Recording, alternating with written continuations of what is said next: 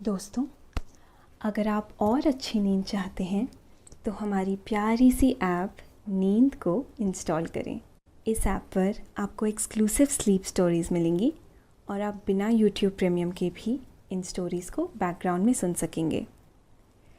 Install करने के लिए आप हमारी वेबसाइट neend.app पर ज़रूर आइए और अच्छी कहानियाँ, स्लीप म्यूज़िक, कुछ टिप्स सुनने के लिए इस चैनल को सब्सक्राइब कीजिए।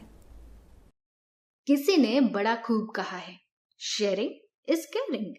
अगर आप भी किसी को जानते हैं जिनको नींद ना आने की दिक्कत है तो उनके साथ ये कहानी जरूर शेयर करें। नमस्कार, मैं हूं शांभवी। आज सुनिए लेखक रजत की लिखी स्लीप स्टोरी। फूलों की खुशबू जीवन का प्रतिबिंब है। उड़ती खुशबुएं उम्मीदों की उड़ानों की तरह होती हैं। आज की ये कहानी एक प्राचीन लोक कथा है। कई लोक कथाओं में से ये लोक कथा खुशबू और उम्मीद से भरी हुई है। कहानी शुरू होती है रूमी से और राजा, रानी और फूलों तक पहुंच जाती है। आइए रूबरू होते हैं इस लोक कथा से। लेकिन पहले आप अपने आसपास की सारी लाइट्स ऑफ करके आराम से लेट जाएं। अपनी आंखें धीरे से बंद कर लीजिए। अब थोड़ा सा अपने शरीर को आराम दीजिए। थोड़ा और आराम दीजिए। अपने शरीर को बिल्कुल ढीला छोड़ दीजिए। कोई टेंशन नहीं, कोई तनाव नहीं। अपने दिमाग में चल रहे सभी विचारों को, चिंताओं को त्याग दें। एक शांति सी महसूस करें। सारी नेगेटिव, सारी पॉजिटिव विचारों को धीरे धीरे निकाल दें। हाथों को सीधा करें और अपनी कमर के साइड में रख लीजिए। अब अपनी सांस पर ध्यान लगाएं। इसको धीमे या तेज नहीं करना है। बस ध्यान देना है कि कैसे वो आपके नाक, गले में होते हुए आपके अंदर प्रवेश कर रही है और कैसे वो आपके गले और नाक के माध्यम से वापस निकल रही है।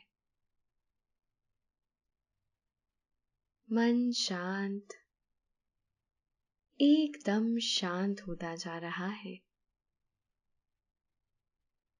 आप बहुत अच्छा महसूस कर रहे हैं। खुद को काफी हल्का महसूस कर रहे हैं।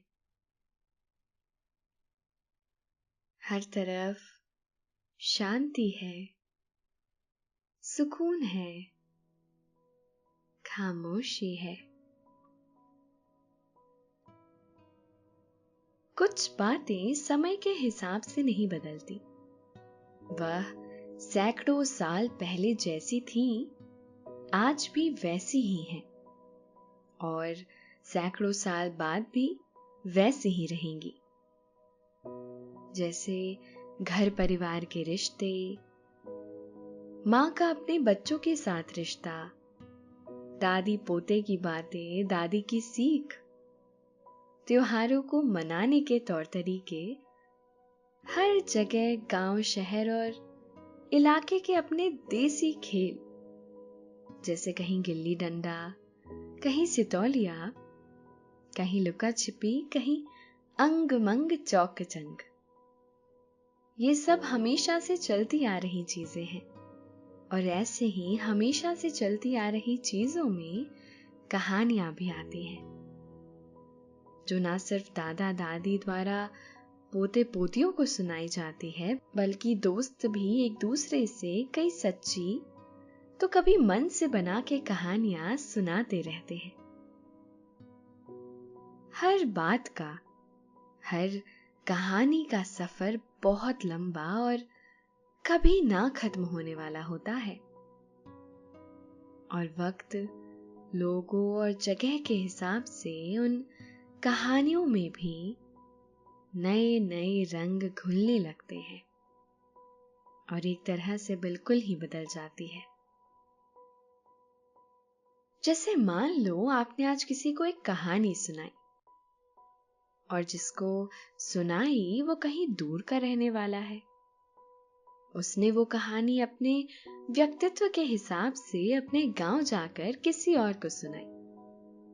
कहानी अच्छी थी, इसीलिए उसका सफर शुरू हो गया, और वो कई लोगों द्वारा कई लोगों को सुनाई गई। और कुछ सालों बाद वो कहानी आपके पास सभी दूर घूम फिर के आई, और किसी ने वो कहानी आपको सुनाई तो आप ये नहीं जान पाएंगे कि ये कहानी आपकी ही है, बस आप उससे रिलेट करेंगे। एक खेल भी हुआ करता था जिसमें कई लोग गोल बनाकर बैठ जाते, और एक इंसान शुरुआत करता है एक वाक्य बनाकर किसी के कान में बोलने का। वही बात दूसरा इंसान तीसरे इंसान के कान में बोलता है, और फिर वही बात तीसरा चौथे के कान में, और चौथा पांचवे के कान में। मान लो उस खेल में 30 लोग शामिल हैं। 30 नंबर के आदमी को वो बात या वो सेंटेंस जोर से बोलना पड़ता है। वो बात कुछ ही वक्त में बदल जाती है। जो बात पहले व्यक्ति ने बोली उससे बिल्कुल अलग हो जाती है वह बात जो 30वें व्यक्ति ने बोली। इसी तरह कहानियों का सिलसिला अपनी भाषाएं, सोच, शहर और देश बदल कर चलता रहता है। एक सावेर नाम के गांव में एक बच्चा रूमी रहता है। सावेर ना तो छोटे गांव की तरह छोटा है, ना ही बड़े शहर की तरह बड़ा। सावेर गांव भी है और शहर भी, यानी वहां वो सारी सुविधाएं उपलब्ध हैं जो एक शहर में होती हैं, और सारी शांति और सुकून भी जो एक गांव में होता है। वहां सड़कें भी पक्की सी हैं और मिट्टी की खुशबू भी है। वहां नदी भी बहती है और स्विमिंग पूल भी है। घरों की छतों से देखो तो दूर खड़े पहाड़ भी हैं, और पहाड़ पर जाकर देखो तो बड़े बड़े घर भी हैं। घरों में बड़े बड़े टेलीविजन भी हैं, और उनपे चलता दूरदर्शन, और दूरदर्शन पे चलता चित्रहार भी। सावेर 2 बड़े शहरों के बीच पड़ता है, इसीलिए भी यहां शहरों का प्रभाव है। गांव में रूमी नाम का 11 साल का बच्चा था जो एक संयुक्त परिवार में पला बढ़ा। संयुक्त परिवार मतलब एक ही घर में दादा दादी, काका काकी, माता पिता और बच्चे सभी लोग एक साथ रहते थे। ये तो सिर्फ एक संयुक्त परिवार था, पर इसी गांव में कई कुनबे भी थे, यानी एक बहुत बड़ी सी जगह पर परिवार के 100-250 लोग एक साथ रहते थे। दोस्तों, अब से आप bed time stories, guided meditations, relaxing music, इन सब का आनंद नींद ऐप पर ही उठा सकते हैं। रूमी भी सभी बच्चों जैसा बच्चा था, जिसे वह सभी खेल पसंद थे जो सभी को होते हैं। क्रिकेट के साथ गिल्ली डंडा भी, लूडो के साथ अंग मंग चौक चंग भी, नदियों में तैरना भी, पेड़ों पर चढ़ना भी, पेड़ों की शाखों से बंधे मोटी मोटी रस्सियों के लंबे लंबे झूले झूलना भी।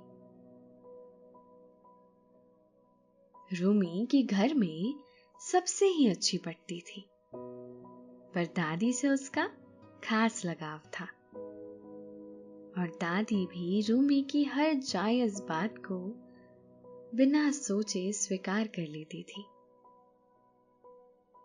रूमी और दादी रोज रात में करीब 9 बजे छत पर चले जाते। छत पर एक झूला बंधा रखा था। दोनों उस पर बैठते और एक दूसरे से बात करते, चांद तारे देखते।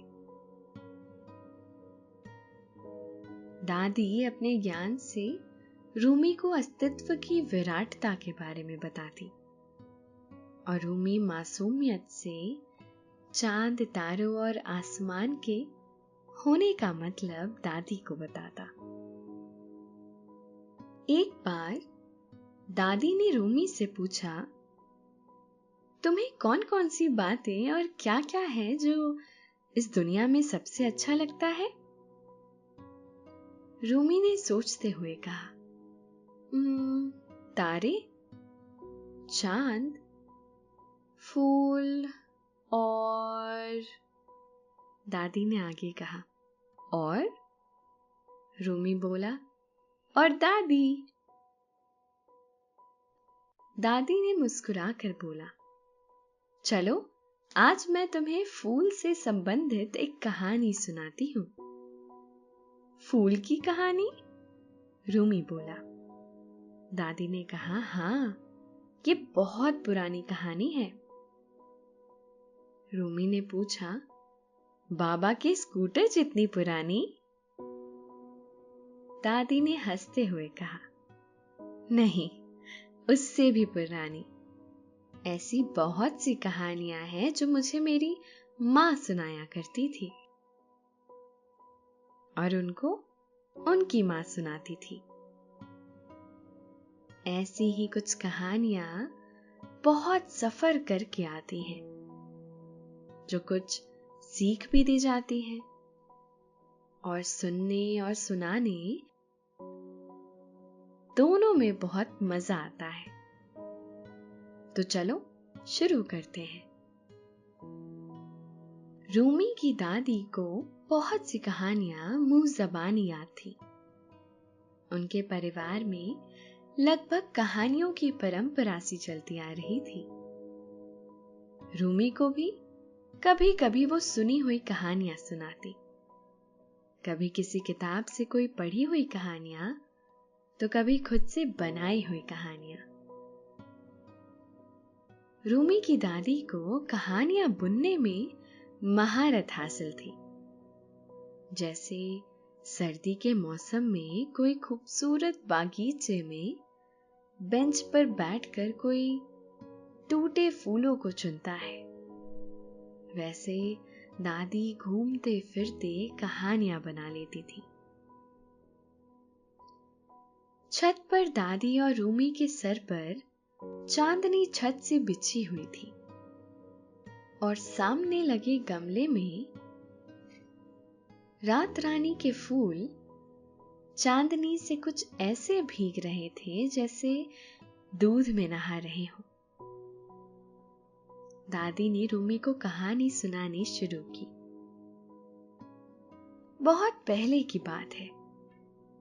एक राजा था और एक थी रानी और एक थी उनकी सुंदर सी राजकुमारी। वो राजा सिर्फ नाम का राजा नहीं था, बल्कि चरित्र से भी राजा था। यानी कि किसी को अपने से छोटा नहीं समझता था, सभी का बराबरी से ख्याल रखता था।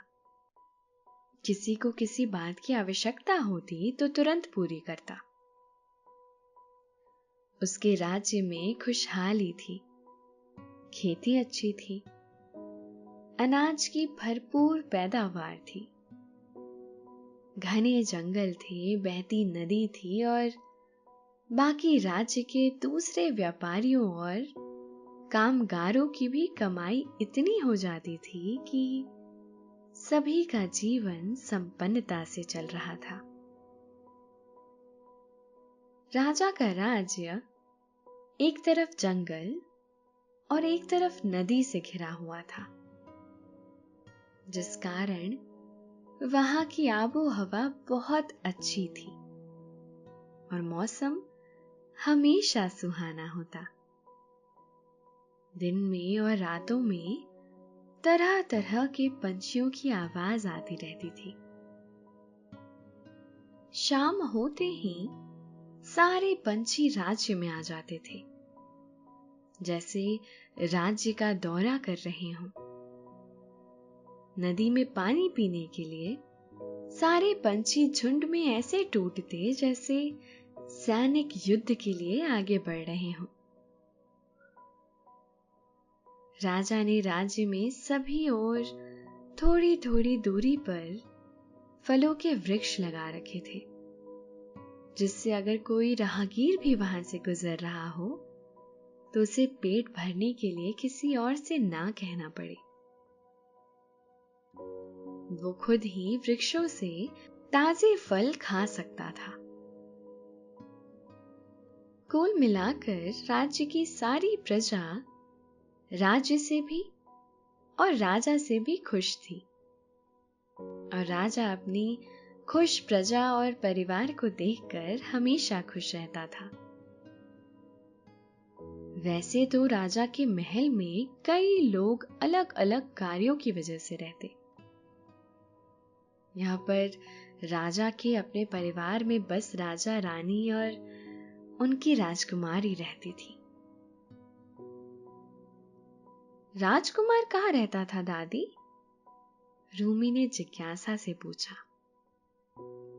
दादी बोली, राजा को सिर्फ एक ही संतान थी और वो थी उनकी बेटी राजकुमारी, और राजा अपनी बेटी से बहुत प्यार करते थे।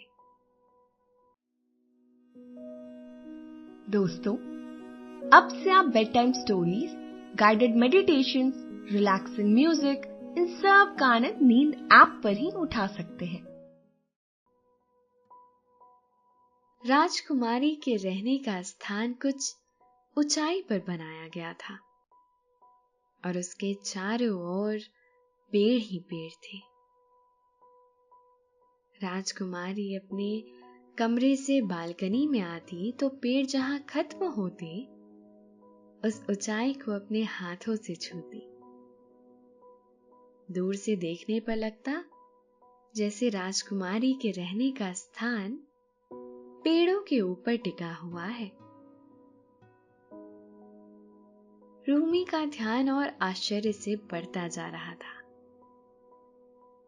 दादी ने अपनी कहानी जारी रखी। राजकुमारी जब बालकनी में आती तो सामने ही थोड़ी दूर पर बहती नदी थी और इस स्थान के पीछे की तरफ राजकुमारी का एक बहुत बड़ा बागीचा था। कई प्रकार के फूलों के पेड़ पौधे थे और एक पोखर भी था जिसमें कई बतख थे। जंगल से होकर नदी में पानी पुकार और नहाकर कई सारे पंछी राजकुमारी के बगीचे में आते जाते थे। राजकुमारी रोज शाम को अपने बाग में अपनी सखियों के साथ टहला करती थी। एक रोज शाम के वक्त राजकुमारी बाग में टहल रही थी। फिर उन्हें एक अजीब तरह की दुर्गंध आने लगी और अचानक से चक्कर खाकर बेहोश हो गई। राजकुमारी की सखियां भाग के राजा के पास गईं और राजकुमारी के मूर्छित होने की जानकारी राजा को दे दी। राजा उस समय अपने महामंत्री, सेनापति और राजगुरु के साथ बैठे थे। ये खबर सुनते ही राजा तुरंत ही उठे और राजकुमारी को कक्ष में लाने का सखियों और सेविकाओं को आदेश दिया और राजवैद्य को लेकर राजकुमारी के कक्ष में गए। राजा राजकुमारी से बहुत प्यार करते थे, इसीलिए परेशान हो गए। राजकुमारी अब भी बेहोश थी। राजवैद्य ने नाड़ी देखकर कहा, किसी तीव्र दुर्गंध के कारण ऐसा हुआ है। राजा ने तुरंत कुछ रक्षकों को बाग की जांच करने को कहा। तब पता चला कि कोई मरा हुआ जीव वहां गिरा हुआ था। शायद किसी बड़े पक्षी के मुंह से गिर गया होगा। उसी की दुर्गंध आ रही थी। उसे हटाकर बाग को साफ किया गया और राजवैद्य के द्वारा राजकुमारी का इलाज शुरू किया गया। एक दिन बीता, फिर कई दिन बीत गए, पर राजकुमारी की स्थिति नहीं सुधरी। राजा के साथ साथ पूरे राज्य के वासी भी दुखी हो गए। हर तरह की जड़ी बूटी उपयोग में लाई गई, परंतु कोई फायदा नहीं हुआ और उसी तरह 15 दिन बीत गए। राजा की चिंता बढ़ने लगी। एक रोज राजा के कक्ष में रानी और राजवैद्य के साथ महामंत्री, सेनापति और राजगुरु सभी विचार कर रहे थे कि और क्या किया जा सकता है। तभी राजगुरु को एक ख्याल आया और वो धीरे से चलकर राजा के पास हाथ बांध कर खड़े हो गए। फिर राजा से धीरे से बोले, राजन, क्यों ना हम सभी दूर खबर कर दे, ढिंढोरा पिटवा दे कि जो कोई भी राजकुमारी को ठीक कर देगा उसे 5 लाख स्वर्ण मुद्राएं दी जाएगी। यह बात सुनकर राजा की आंखों में एक उम्मीद की चमक दिखाई दी। राजा ने बोला, बिल्कुल ऐसा करिए, बिना देर किए। और हां, स्वर्ण मुद्राओं की जगह मैं उस इंसान को आधा राज्य दान में दूंगा जिस किसी ने भी राजकुमारी को ठीक किया। तुरंत मुनादी करा दी गई। सभी दूर बात फैल गई और दूर दूर से कई लोग पूरे विश्वास के साथ आने लगे और राजकुमारी का इलाज करने लगे। एक के बाद एक कई लोगों की कतार लग गई, पर कोई फायदा नहीं हुआ। सभी निराश हो गए। राजकुमारी का ठीक होना नामुमकिन लग रहा था। अगले दिन प्रातः काल का समय था। अचानक एक सेवक ने राजकुमारी के महल में प्रवेश किया और बताया कि एक परदेसी युवक आया है। उसका दावा है कि वह राजकुमारी को ठीक कर देगा। राजा को आशा की एक किरण दिखाई दी। उसने सैनिक को आदेश दिया कि वह पूरे सम्मान के साथ नवयुवक को ले आए। सैनिक ने राजा की आज्ञा का पालन किया और नवयुवक को महल के भीतर ले आया। राजा ने नवयुवक को देखा तो देखता ही रह गया। नवयुवक 20-22 वर्ष की आयु का था। वह राजकुमारों के समान सौम्य और सुंदर था। नवयुवक के चेहरे पर अजीब सा आकर्षण और आत्मविश्वास था। राजकुमारी की सहेली ने नवयुवक को राजकुमारी के महल के बगीचे में घूमने और दुर्गंध आने से लेकर अचेत होने तक की कहानी सुना दी। नवयुवक पूरी बात ध्यान से सुनता रहा। इसके बाद उसने राजकुमारी को बगीचे में ले चलने के लिए कहा। राजा ने नवयुवक से कुछ नहीं कहा। उसने राजकुमारी की सेविकाओं को आदेश दिया कि बगीचे में राजकुमारी के लिए आरामदायक बिस्तर लगाया जाए और फिर राजकुमारी को बगीचे में पहुंचाया जाए। आज्ञा का तुरंत पालन हुआ और बगीचे में शानदार बिस्तर लगा दिया गया। इसके बाद 4 सेविकाओं ने राजकुमारी को उठाकर बगीचे में पहुंचा दिया। दोस्तों, अब से आप bed time stories, guided meditations, relaxing music, इन सब का आनंद नींद ऐप पर ही उठा सकते हैं।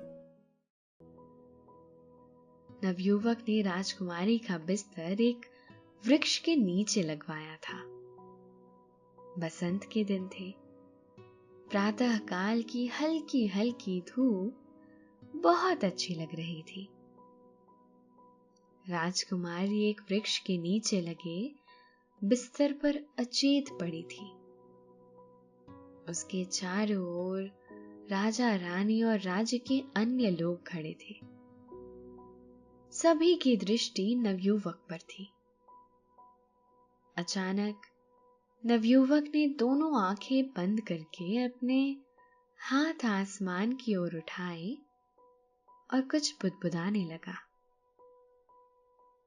संभवतः वह ईश्वर की प्रार्थना कर रहा था। इसके बाद उसने बांसुरी निकाली और बजाने लगा।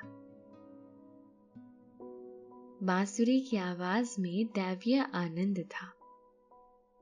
उसकी आवाज में ऐसा जादू था कि सभी खो गए।